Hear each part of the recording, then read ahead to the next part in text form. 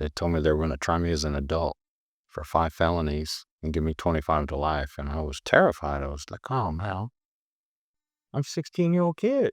I ran. I didn't know what else to do. I was scared. And where did you go?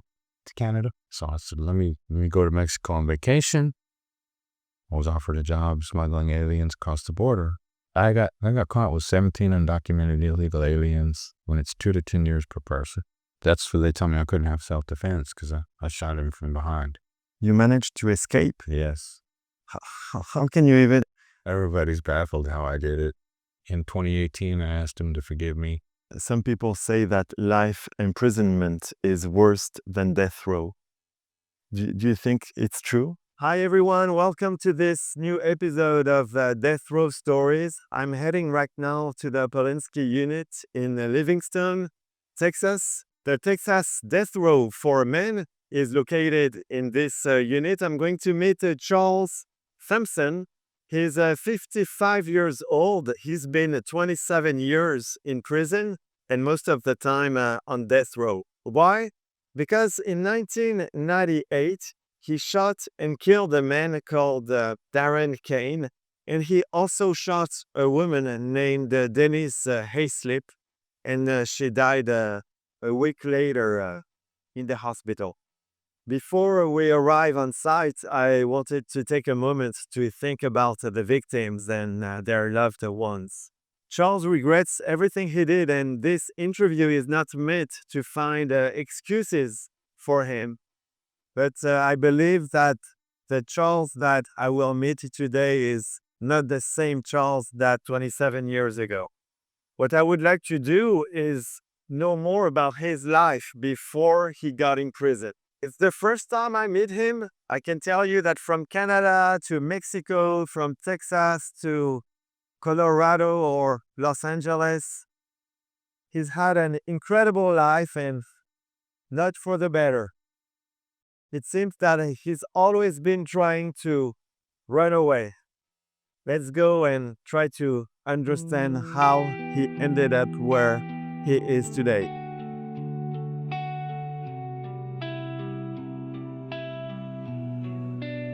He ran away all his life and escaped from death row, chasing freedom in the shadows where the cold winds blow. Haunted by the past, but the past won't let go. Just a man and a story that the world should know. Hi, Charles. Hello. It's nice to meet you. I'm very impressed to be here and to meet you in this unit where Texas Death Row is. Thank you for sharing your story with me with Death Row Stories. So you were born in 1970 in Houston. You grew up in Houston, San Antonio, also in Colorado. You don't come from a poor family. Tell us about your parents and how you ended up in jail for the first time at a pretty young age. I have a good family. I've never wanted for anything. They're still married. They're still in my life. I think that when I was 12 years old in summer of 82, I started doing drugs. My older brother turned me on to drugs. And that's when my life started to spiral out of control. By the end of that summer, I was doing hard drugs. I started out smoking marijuana, hash, drinking alcohol, and then probably by the end of the summer, I think I was doing acid, LSD, and mushrooms. And I had just turned 12 years old. And Wow. it has adverse effects on the developing brain. And being that we lived outside the suburbs on the edge of the country. Where were you at that time? Colorado. Mm-hmm. Yeah, we lived out past Parker, Colorado.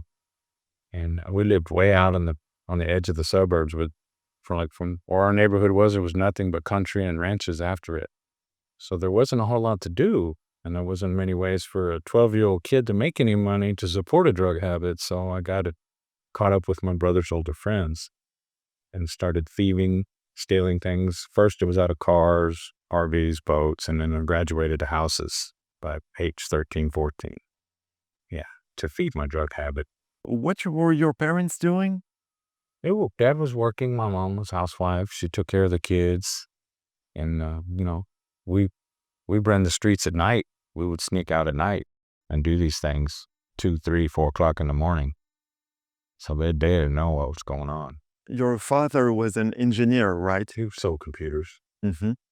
He was in computer sales. From the time he left NASA in 72, he went to work in the private sector and working computers. He was a computer salesman until he retired, I think, in 95, 96, and around there. So at that time, you had a very beautiful house in the nice suburbs. I didn't want for anything. We were well cared for.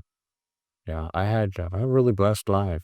And just the drugs and my drug addiction, my alcoholism, I never got any help for it.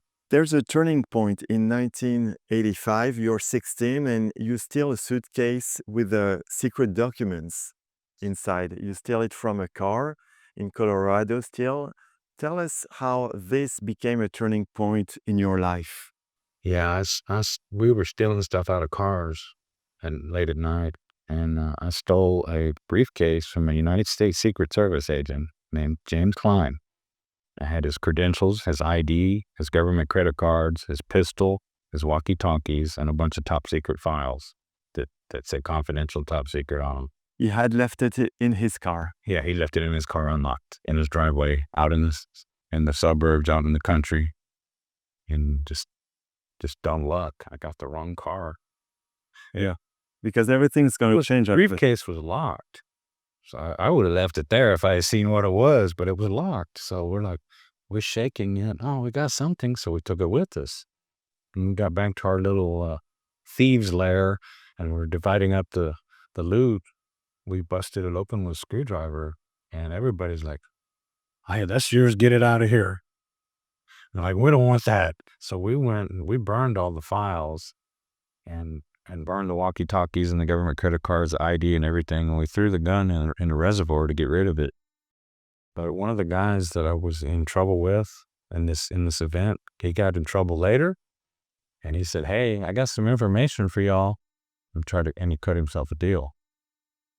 They sent Navy SEAL divers out to Cherry Creek Reservoir to retrieve the gun. And they found it. It hadn't been used in any crimes or anything.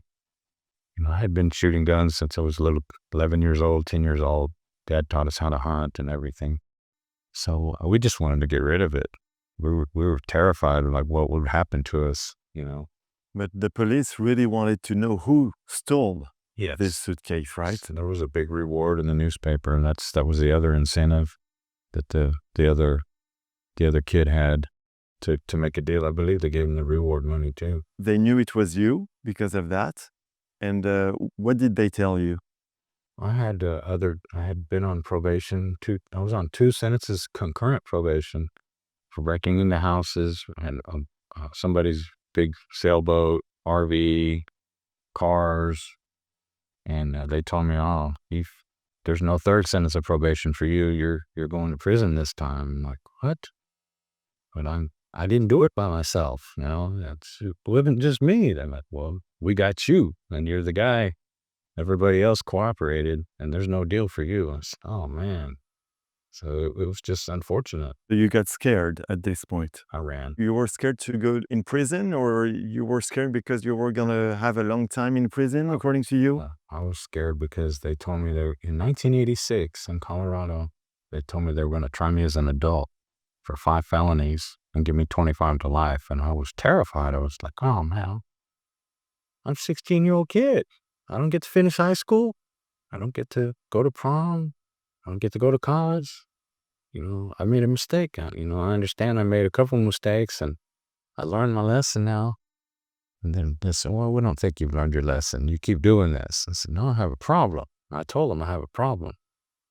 But back in the 80s, there wasn't a lot of understanding about rehabilitation, drug addiction, and therapy. They would just lock you up and throw away the key. So they said, "Well, you might be able to do some counseling when you're in prison." I'm like, "Prison?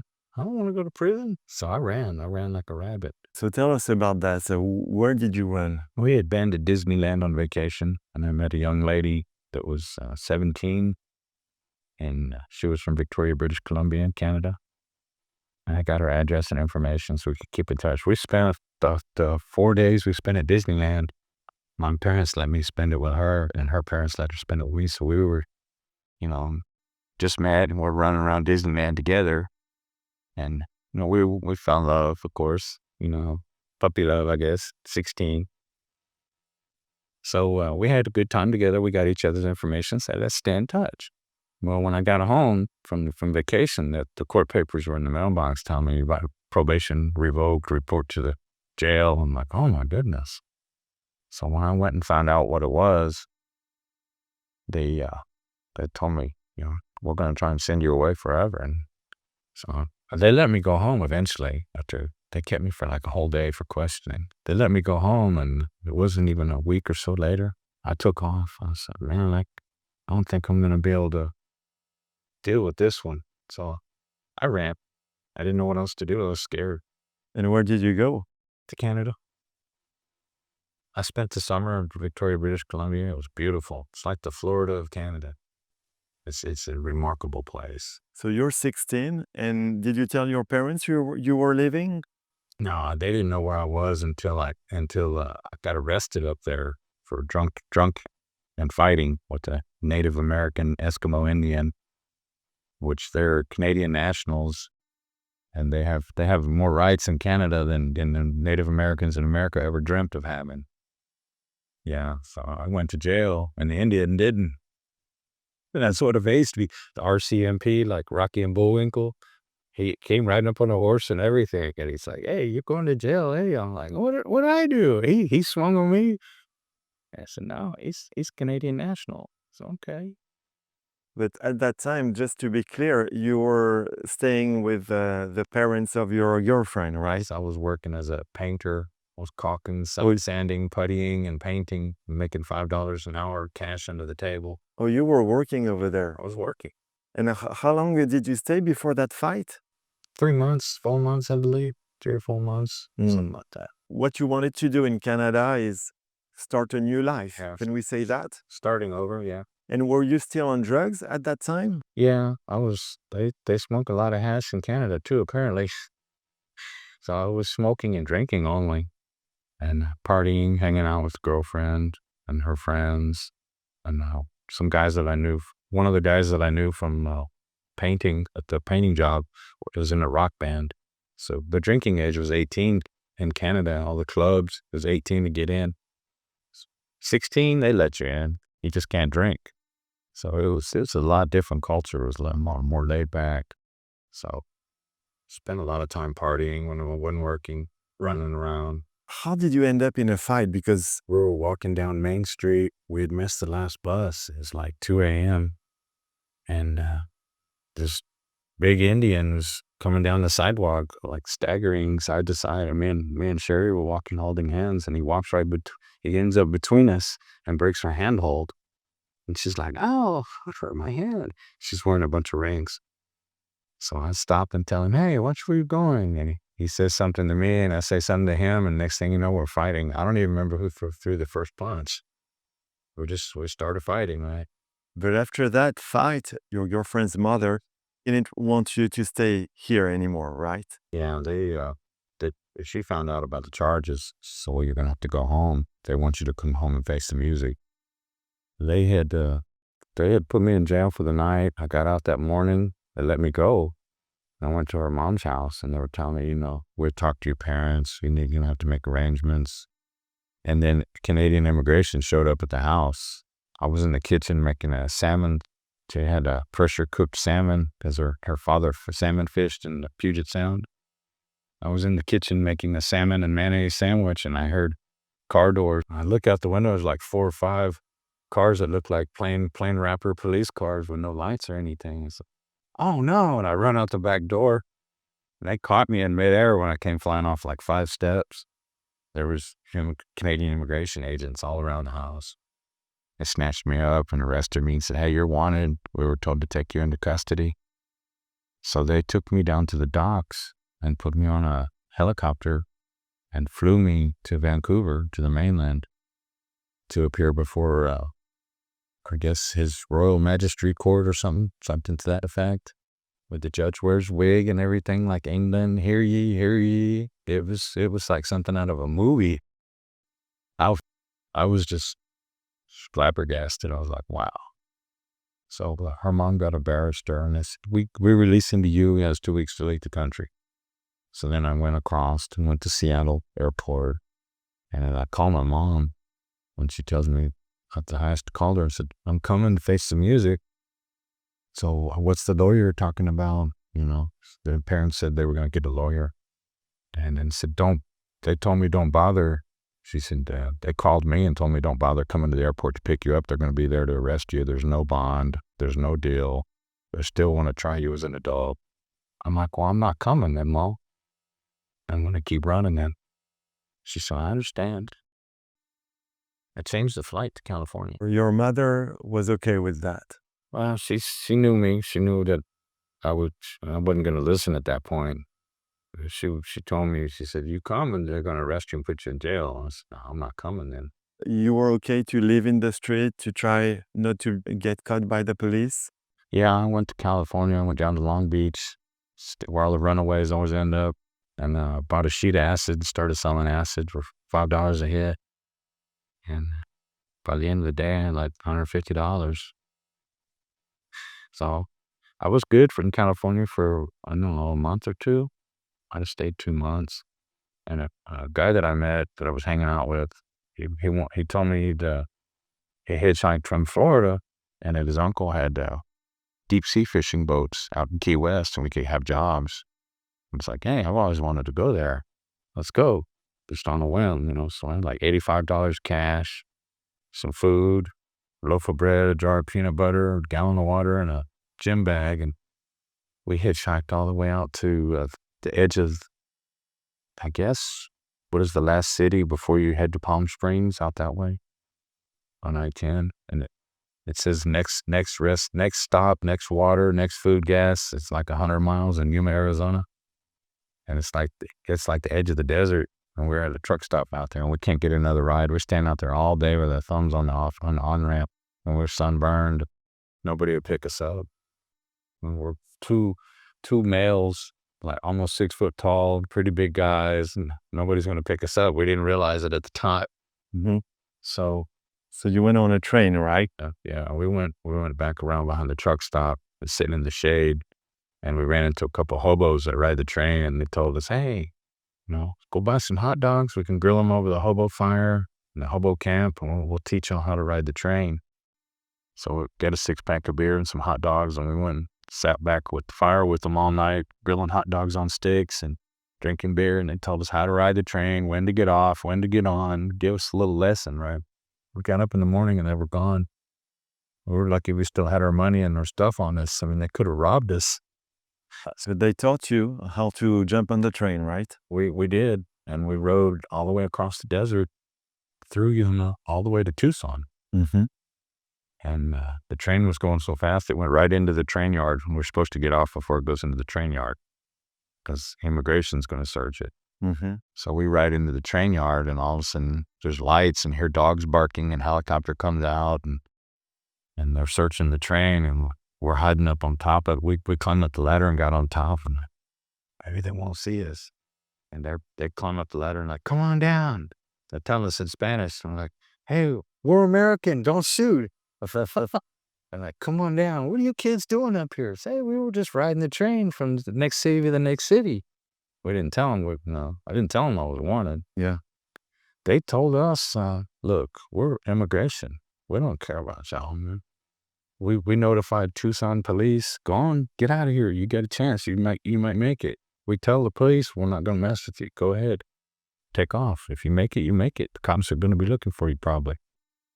We made it about 10, 15 blocks into the neighborhood. We cut a couple corners, took a few different streets, and we felt safe when we started walking. It's dark. It's a nice suburban neighborhood.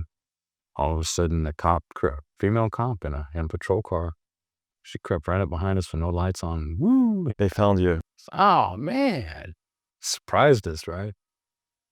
And apparently when I was in Canada, they had put my ID inside the liner in my wallet, and I didn't even know it was there. So they were thinking I would get caught at the border with no ID, in case I was trying to do something else. They knew I was probably going to run, I think. I didn't know it was in there. I missed that one. So she's searching, I'll tell you over my brother's name. She's searching through my wallet. She says, I thought you told me your name was Steve. She says, it says here you're Charles. She said, you got 5 felony warrants in Colorado. Should I take you into custody? I'm like, oh man, this sucks. So I knew I was done at that point. So I gave my friend, the $85 I had and the food and the water and said, wish you luck, man. They took you to the airport to fly you back to Colorado, and what happened there? Went to the airport and I basically talked to the man about, he said, I have to put you on the plane, click the seatbelt and everything. And I was like, he had me in leg irons. I'm like, come on, man, I'm a kid. This is embarrassing. And say, I'll take it off. We get to the plane. I'm like, can I just get on the plane? I just ran away. I'm just a runaway kid, right? I miss my dog. He's like, come on, man. You serious? He didn't know what I was there for. He didn't know that I had 5 felony warrants and was being tried as an adult. He thought I was just a kid that ran away from home. So I kind of manipulated him. And he says, well, go ahead and get on the plane. I'll just stand here and watch.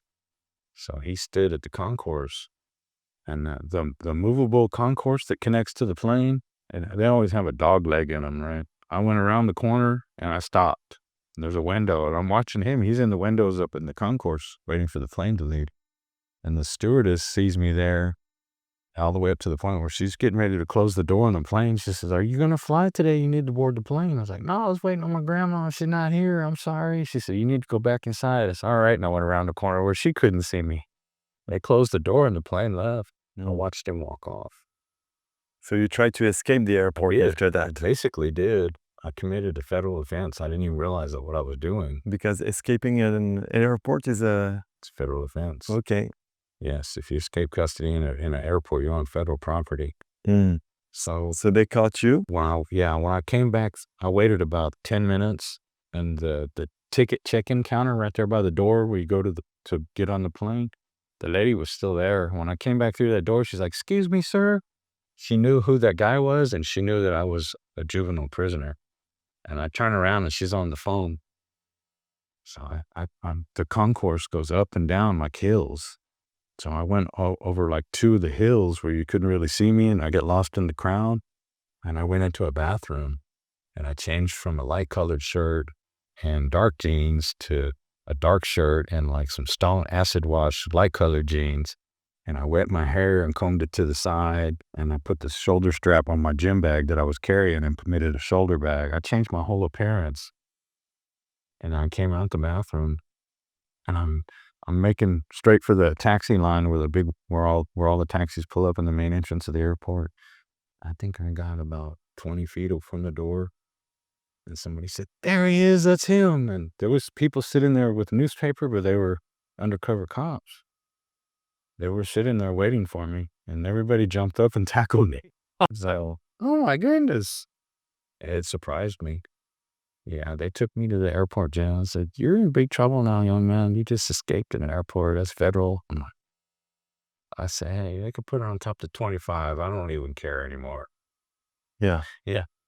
So you're back in Colorado, and you got sentenced, but the judge was not too harsh on you, right? Yeah. He cut me some slack. He actually he made him bring me before him, and he asked me, what's going on with you? You keep trying to run. And he says, I understand it's pretty serious, and the charges are serious, young man, but you're gonna end up getting killed or hurt yourself or hurt somebody else. I haven't hurt anybody, but I'm not gonna accept that.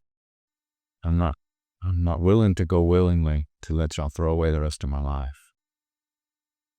And he says to the prosecutor, y'all need to get with the lawyer. You need to make him some kind of a deal, which is uncommon for judges to do that. So the prosecutor and my attorney met, and then they come back about an hour later and said, okay, they're going to give you juvenile time, 1 mandatory year, not to exceed 2 years. You sign for it. You're going to serve the whole 2 years till you're 18. I said, where's the pen? Yeah.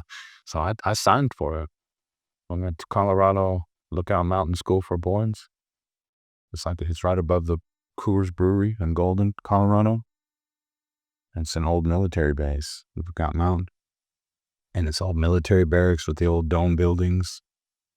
It just looks just like this prison. It has double fences all the way around of razor wire. There was kids in there for killing their parents, raping their sisters, and just murder and all kinds of crazy stuff. We were in dormitory setting. While I was there, I went to vocational food services and trained under a chef, learned how to work in a kitchen, and I learned a trade. So you stayed there 2 years. So you got out at 18. So we could think that from there, it's a new beginning for you. But unfortunately, you're going to dive deeper into drugs, right? Yes, a few years later, yes. When I got out at 18, I went to work. I ended up getting out on my own. I met my then girlfriend, who's later becomes my wife and the mother of my children. And from 1988, when I got out, to 1998, when this case happened, I didn't have any serious trouble with the law. I had a lot of problems with drugs. I had a DUI in 95. That was a big turning point in my life. At that point, I was hooked on methamphetamine. I was drinking like a fish. And that one day, I lost my job, lost house, wife, everything, family. She moved back home. You got married. How many kids did you have? 2 Two son. kids. I have a daughter and a son. When were they born? 91 and 93. Okay. 93 or 94, 2 or 94. At some point, you will decide to go to Mexico. How did that happen? I left Colorado in spring break 95. I had separated from the wife, and there was no fixing this one. I knew it was over. I was strung out, hooked on meth real bad. So I knew from what limited classes and counseling, group sessions that I took in juvenile, they teach you the basics. You have to get away from the drug in order to quit doing it. And most people go to rehab. So I was like, well, I know I need to change. I was out of control. So I ended up dead or in prison. So I said, let me go to Mexico on vacation, go down there and drink it out of my system. So I got away from it. I went to Mazatlan, and I stayed down there for a year, surfing and fishing every day, and it was just like one big vacation. But you were still on drugs? Smoking weed and drinking beer and tequila, that's it. Did you manage to stop drugs at that point? I did some cocaine, but there was no meth down there back then. It's not like it is now. Most of it comes through there now. But then it was unheard of in Mexico in 95. So you thought it would help you to go to Mexico? Yeah, I was 25 years old. I'd never had a vacation as a working man, and I was like, you know what? I need a break. I was trying to get my life in order. I just trying to find myself, figure out what I wanted to do. But I knew I had to get away from the map. But unfortunately, things will get worse over there. Yeah, I came back to Arizona in 96, and I ended up meeting a friend of a friend's uncle in a bar, and I was offered a job smuggling aliens across the border. That's something you did. How long did you do that? 11 months, almost a year. That's crazy, because you wanted more money for your drugs, or? Yeah, I got back on meth again, and this time I got worse than I'd ever been. I started shooting it, and that was terrible. And that's a bad stud. So I probably bought 450, 500 people in the country in 11 months. I was making tens of thousands of dollars a week, and it didn't mean anything to me. I spent all my time in drug dealers' couch in his living room buying his drugs and doing them, or in the bar. Just all my friends were drug addicts. But as soon as I ran out of money, when Bill Clinton closed the border in the end of 96 after McVeigh, he shut down the border in November of 1996, right before Thanksgiving. And the boss told me there's no work, the border's closed. Come back in the middle of January, borrow some money. There was no more free place to stay, no more friends, no more money, no more drugs. And you find out real quick, you're on your own. So something that I have learned in faith-based programs and the classes that I took is you have to hit rock bottom before you really want to change. My rock bottom came a few weeks later, right after Thanksgiving. I had been arrested for shoplifting. I was going to the grocery store and putting bottles of liquor in the grocery cart, and some Tide laundry and some wood chips and some other stuff you don't have to bag. And I take it over by the greeting card section and set it there. And then I take a lap around the store and make sure nobody was watching me. And then I go and push it right out the door. And you got arrested for that? I got away with it several times and then I got caught. Wow. I was selling it to the drug dealer. They would buy they always, of course, drug dealers need laundry soap too, right? And the booze they would always buy. So I ended up blowing the motor of my car. I was down in projects in downtown Phoenix going dope. I blew the motor in my car and it's like, you've hit rock bottom. You got no more wheels, no more money. We're strung out on dough. So I called my mom, 1-800-COLLECT. She said, you ready to change? I said, yeah, I'm ready to come home and change. I was starting over with clothes on my back. So you were ready to go back to Texas for a new life, but I thought you had been arrested by the Yes, I had. Border Patrol. Yeah, I had been arrested, alien smuggling. I got blessed. I beat it on a technicality. I did a lot of praying that weekend. Yes. I got caught with 17 undocumented illegal aliens, and it's 2 to 10 years per person. Well, it's a minimum 34 years Fed time. That's a life sentence.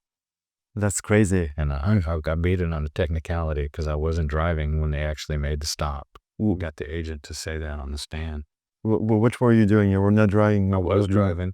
I was smuggling, and I had the guy that worked with me was in the passenger seat, and the truck was in his name. And the deal was, if we get pulled over, you're getting over here, and I'm getting in the passenger seat. Okay. So we did that while they were in the process of pulling us over. Okay. And they knew. They tried to get me to admit it. They put a gun on my chin and says, we know who you are. Tell us who you work for. We've been surveilling you for weeks. They had the anti-smuggling task force, the Shadow Wolves. They're Native American Indians customs agents. They're the elite anti-smuggling task force out on the Indian reservation. Tohoto, I think it is. It's on by south of Casa Grande. It sells Arizona. They had an Indian with the telephone pole climbing rig, like the telephone repairman uses to come, had climbing sequoia cactus with the telephone pole climbing rig. He would ride a motorcycle and he'd follow us out there and he'd climb the cactus and he was taking pictures of us. Well, that's how they knew who I was. So we got pictures of you. We know who you are. This is our truck now. Thank you. We're going to be using it and driving it every day. I said, hey, it's not my truck. I don't care. It's in his name, you know? So you realized that you were in trouble, so you decide to start a new life in Texas? Yes, I came home and started over. First I worked for Subway, then I got a job working for a moving company. But you're still on drugs, right? Smoking weed and drinking at the bar, and that's about it. Okay. Yeah. I don't get on the cocaine till 98. Let's jump to 1997. You're 27. You meet Denise, and you fall in love. She's 10 years older than you. She has a young son. You are both alcoholics and spend a lot of time in bars. And you are also on drugs, but you try to hide it from her, right? Because she left her husband for that reason, her son's father. And sometimes you're violent with her. And at that time, you both live north of Houston. And tell us, what were you doing? What was your occupation then? No, I had left. I had worked as Subway manager and then moving company and then ADT Alarm Systems. The end of 97, we had a recession going on, Christmas of 97. Couldn't sell any alarms. I went back to the moving company again. I tried different jobs several times, but the moving company was always like a fallback. I knew they'll let you come back to work. I left on good terms. So she's like, I understand you're trying to move on. This job's not meant for a lifetime. It's just one of those jobs you work it for a year or so to get on your feet while you're looking for something else. It's hard physical labor. About a year after you meet Denise, you realize that she's dating someone else. Darren is his name. I found out right the weekend before this happened. I found out about Darren. She told me.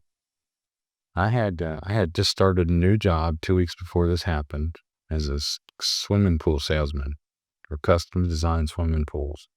And I had the gentleman, my sales manager, come and testify. He has his own company now. He came and testified in my retrial in 2005. And the first year, pool salesman made anywhere from 85 to 100,000 a year, first year. And the district attorney couldn't believe it. He's like, oh, this is outrageous. No way he had a job making that much money. I got tax records of all my new hires. I can show you. So yeah, I was trying to move on to something better. And Felice, she knew that I was out with my boss in Clear Lake on the boat. But in her mind, I was out there with girls in bikinis having fun because I'm younger. But what it was my boss, he testified at the time about us doing cocaine and how bad I was on it and how my whole demeanor changed. We were out on the boat with cocaine, syringe, marijuana, whiskey, and beer, fishing and getting messed up. There was no girls on the boat. There was 3 guys. So you're with her. Sometimes you split. Sometimes you're back together. And we split up a couple times, but we always came back together. And let's talk about what happened that night. You go to her house and you end up in a fight with Darren. I was with her that night at the bar. We had made up the day before. She told me that she slept with the bartender that weekend to get back at me because I stood her up. We were supposed to go to Crawfish Festival that weekend, and I stood her up and didn't show up 2 times. Made her really mad. We had talked on the phone Monday, Tuesday, and cooled off. And Wednesday night, I went to her place.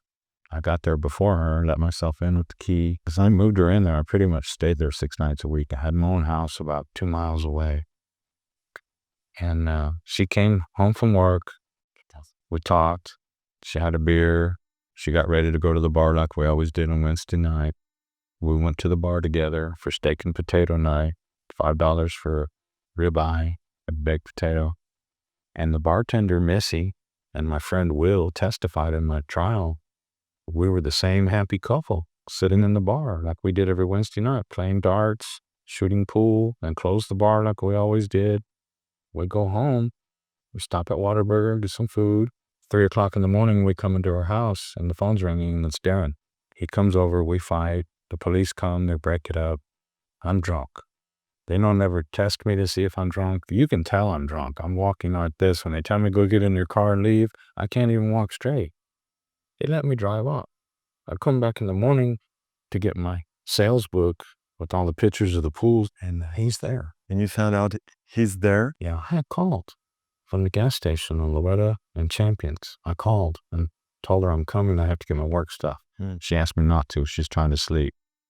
I asked her, is he there? She said, no, I'm trying to sleep. I said, I'll be there in a few minutes, and I hung up. To this day, nobody's even gone to talk to the clerk at the gas station. Nobody ever got the phone records to verify. Who calls somebody and tells them they're coming over to do something to them? And it doesn't make any sense. And when you come back, you discover he's in her bed. Yes. And you shoot him at some point. No, we fought. You fought? Fight. Yeah, you didn't come to shoot him. That's what you want to say? No, there was no intent. Yes. The argument started when I went into the house and she's in bed. I didn't even see him. I started getting my clothes out of the dresser and she woke up and said something to me and I said, oh, I seen him. I said, oh, that's just great. I see you. And I got my stuff and I went down the hall, down to the kitchen area, and I'm getting my sales book and the rest of my drafting tools. And I'm about to leave and he comes out with her. He's telling me you need to leave, you need to do this, do that. Yeah, this has nothing to do with you. So we argued and then we fought. And the rest. Yeah. You shot him, unfortunately. And I got shot too. He shot you too? Or you shot yourself? What happened? I got shot fighting him off me. Right here. That same night? Yeah. Went right through my arm. Right. He shot you or you shot yourself by mistake? Or he was trying to shoot me. Okay, with your gun. Yeah.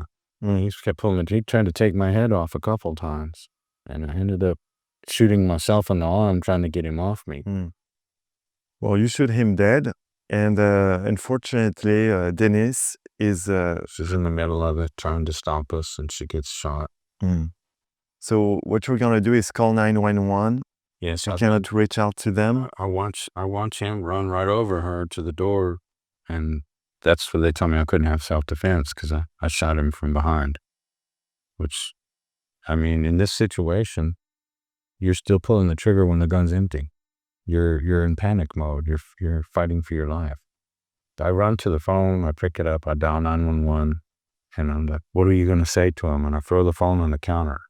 But I guess the call didn't go through. They said the phone was still off the hook, but the call never went through. I leave. I leave. I'm freaking out. So you went to a friend's house, and Denise died at the hospital a week later, Yeah. unfortunately. Yeah, they waited 8 hours to take her in surgery. And they suffocated her pre-surgery, which made her brain dead.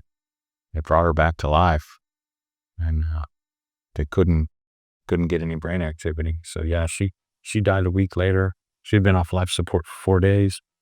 She had nothing but an IV. Mm. She passed away.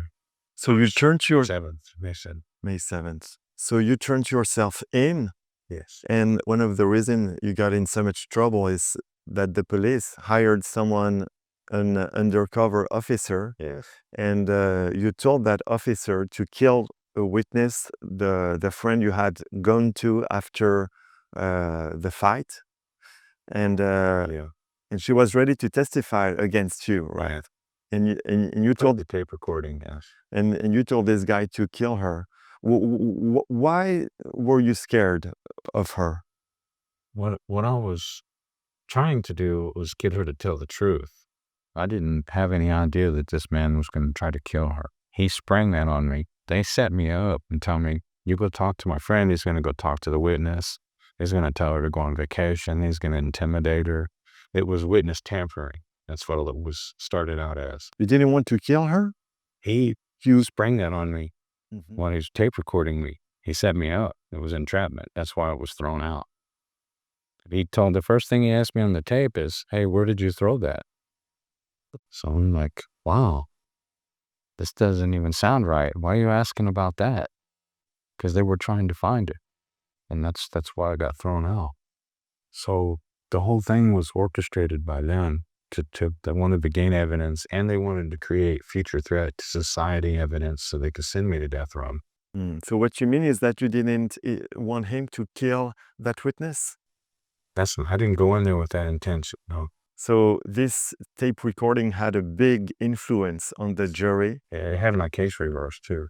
Yes. Yes.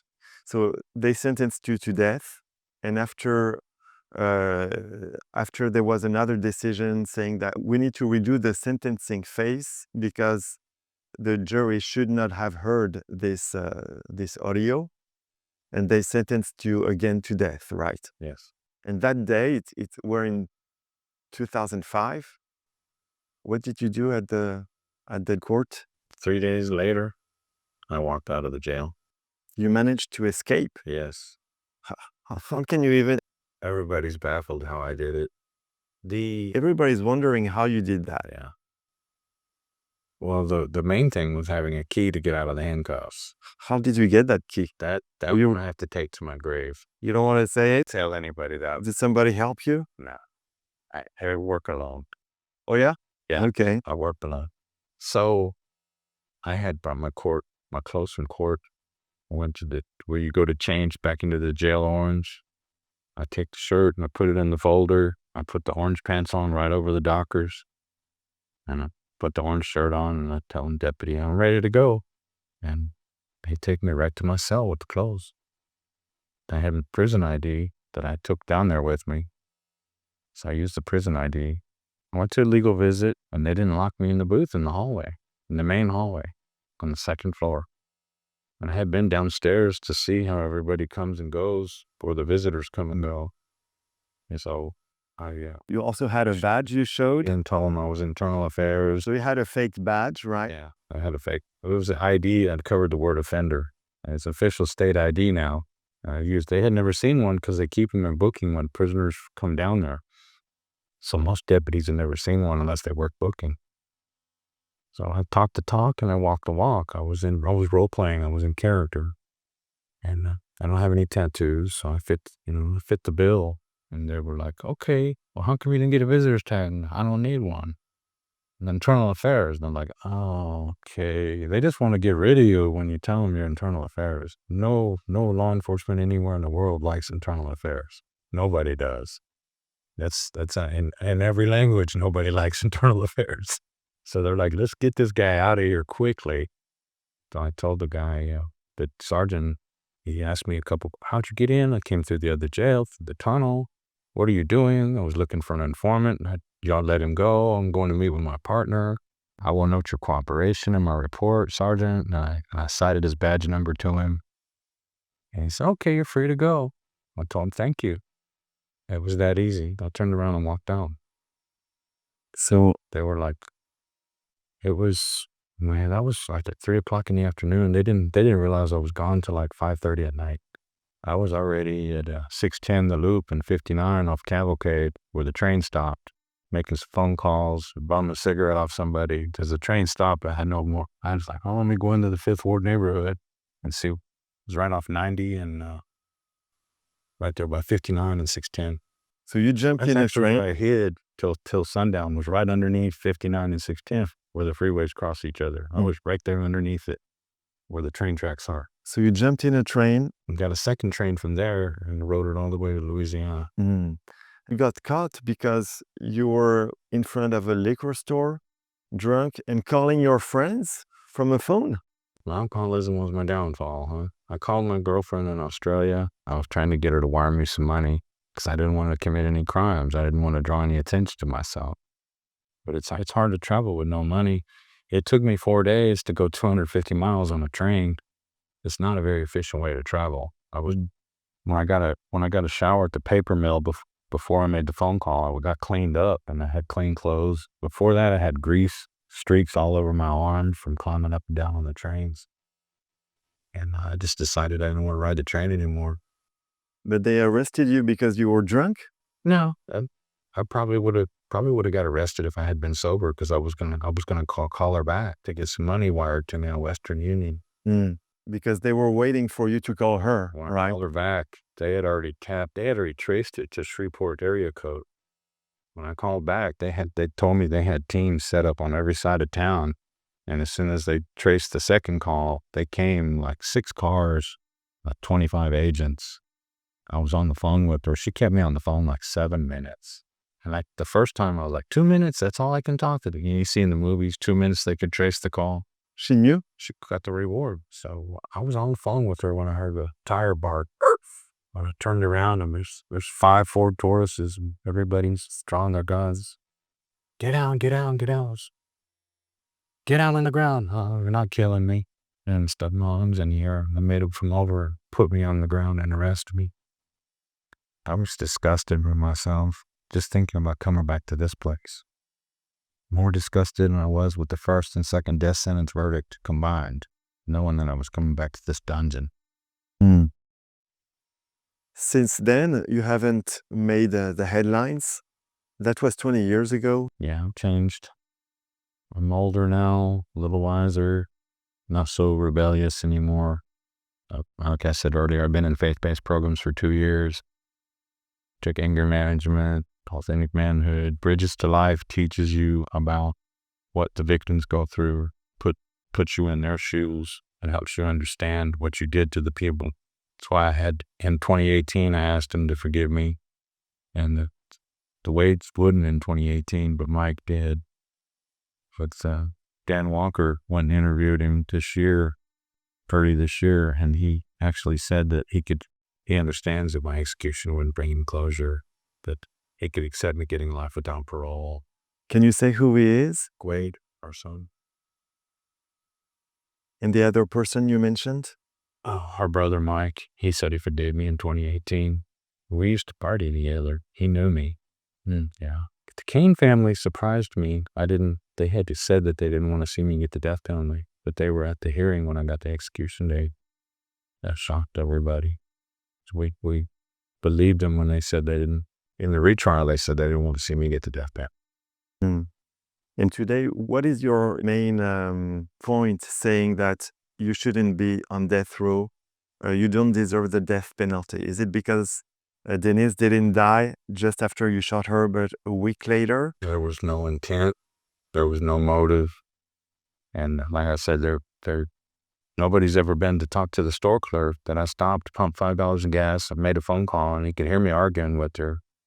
And I walked over, took off my sunglasses to pull out my money and find a $5 bill. And he said, "Oh, your eye, it looks very, very painful." It's an Indian guy. I said, "Yeah, it hurts real bad." He gave me the $5. He was out there washing the sidewalk. Nobody's even gone to talk to the guy or track him down.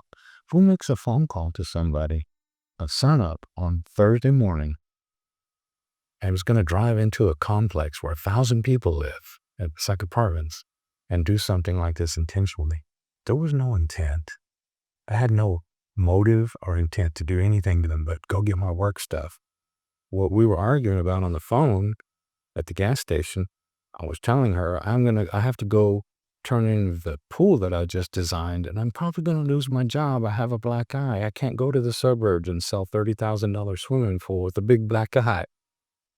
And she said, "Whose fault is that? I don't want to fight. I'll be there in a minute." I hung up. You hang up, but you think... When he's there. The police said that we were both leaving. I didn't think he was there, but I did ask her before I went. She said, "He's not here. I'm trying to sleep." I said, "I gotta come get my work stuff. I'll be there in a minute." She didn't get out of bed because she knew I had a key. So you think if you had been able to prove that there was no intent to kill this man, you would not be here on death row today? If the hospital hadn't suffocated her to death, I wouldn't be here. But let's think about this. What if I had died and he had lived? Would he be sitting here? Would they have prosecuted him for her death and my death? Would he be sitting here while I am?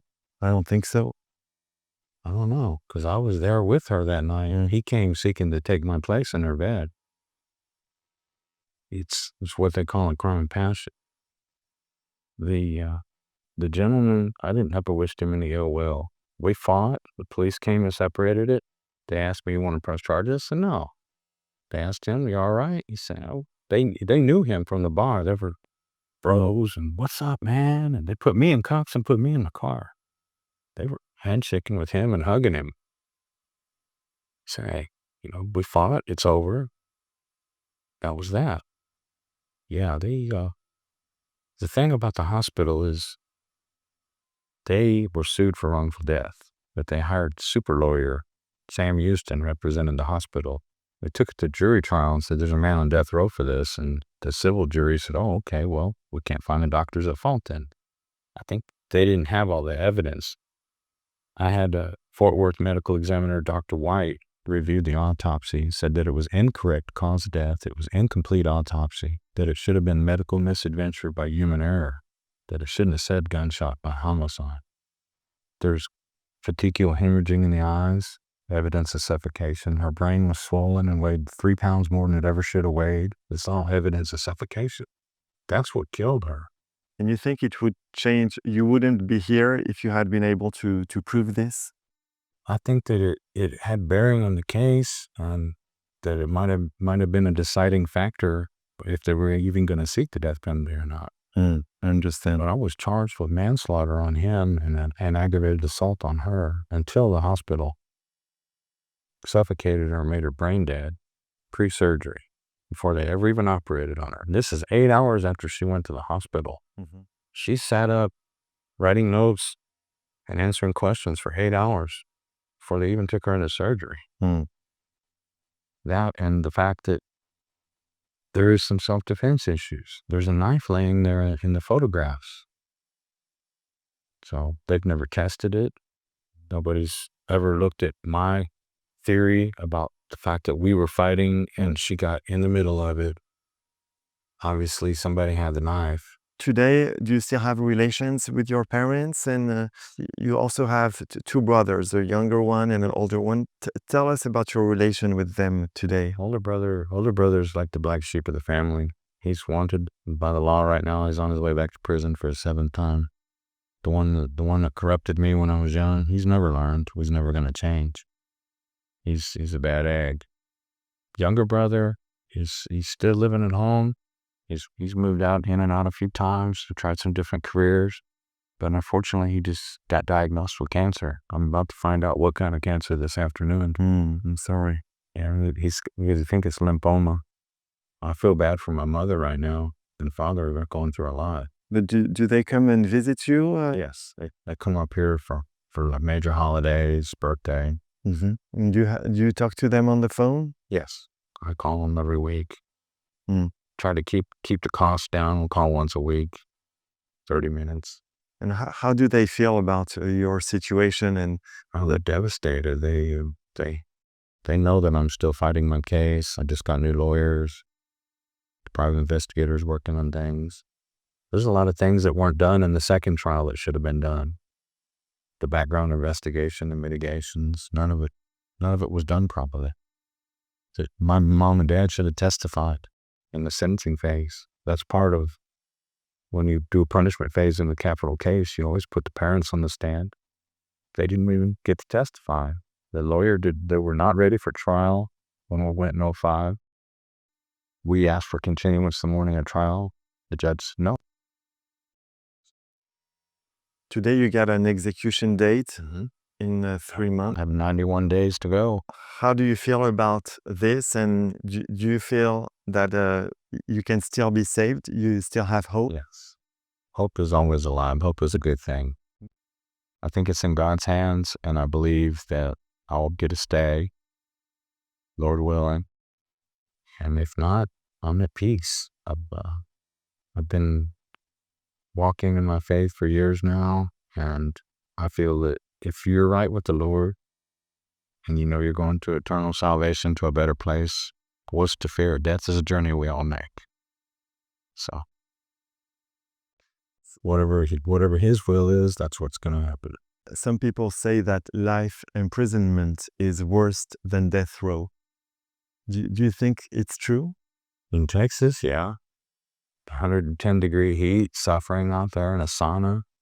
6 months out of the year, you're roasting, you're miserable. Smells like a gem locker, full of stinky men.